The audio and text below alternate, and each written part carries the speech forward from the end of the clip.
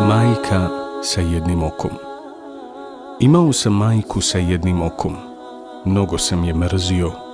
Mrzio sam je zbog toga što me time dovodila u nezgodne situacije.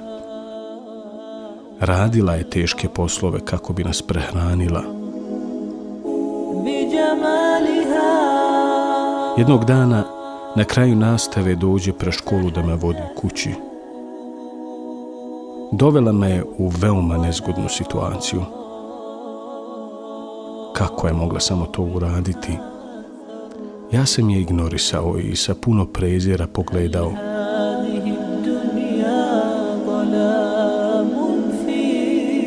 Narednog dana moj kolega mi reče: tvoja majka ima samo jedno oko.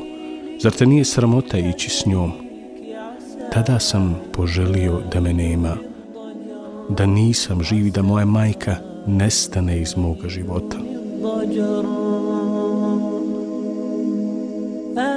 Tada sam joj otvoreno rekao: zašto me ismijavaš?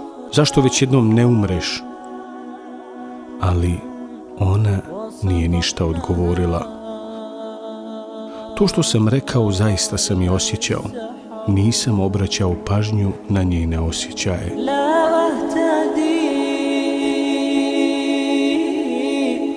Želio sam da napustim našu kuću i to što prije. Marljivo sam učio i dobio stipendiju za studiranje u Njemačku. Tako i bi. Otišao sam tamo, studirao, oženio se, kupio kuću, stekao djecu, nakon čega sam bio sretan i zadovoljan svojim životom. Prolazile su godine, a ja joj se nisam javljao. Međutim, jednog dana desilo se nešto jako čudno.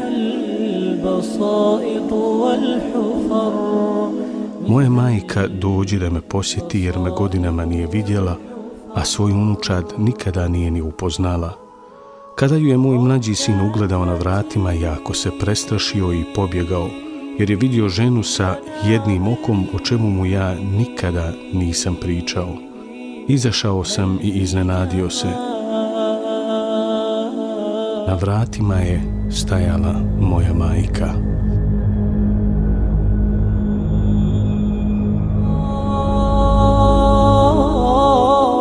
Povikao sam: zbog čega si došla? Kako si samo smjela? Pa ko te je pozvao? Gubi se i zapamti, ne želim više nikada u svom životu da te vidim. Zalupio sam vrata, ali ona je ponovo pozvonila. Zar nisam bio dovoljno jasan? Zar nisam bio dovoljno jasan? Na šta je ona smireno odgovorila: halale sine, izgleda sam pogriješila adresu i nestaje.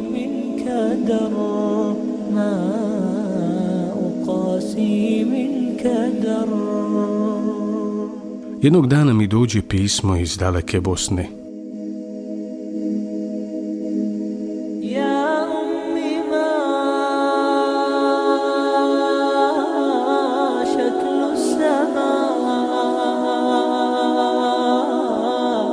Otvorio sam pismo i vidio da mi piše moj prvi komšija. U pismu je stajalo: dragi komšija, nadam se da si dobro i zdravo. Preuzeo sam na sebe obavezu da ti javim da je tvoja majka umrla. Prije mjesec dana mi je dala jedno pismo i zamolila me je da ti ga pošaljem ukoliko se njoj šta desi. Evo, ovom prilikom ti ga šaljem. U pismu je dalje stajalo: dragi sine, dosta sam razmišljala o tebi. Halali mi što sam dolazila u Njemačku i što sam ti učinila neugodnosti. Bila sam jako sretna kada sam vidjela tvoga sinčića. Maša Allah, napredno dijete. Halali mi još jedno što sam te u životu nekoliko navrata dovela u nezgodne situacije. Sine moj, da li znaš kada si bio dijete da si imao saobraćajnu nesreću i da si izgubio oko? A ja, kao i svaka majka, nisam te mogla ostaviti da odrasteš sa jednim okom. Poklonila sam ti svoje oko. Bila sam presretna i ponosna što moje dijete može vidjeti svijet tim okom. Dragi sine, s ljubavlju, tvoja majka.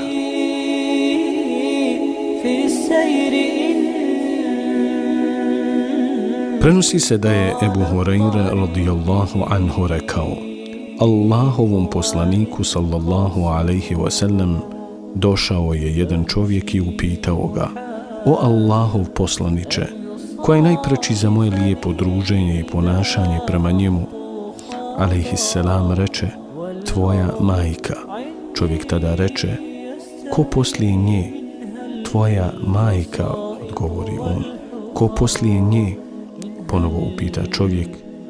Tvoja majka, ponovo odgovori alejhisselam.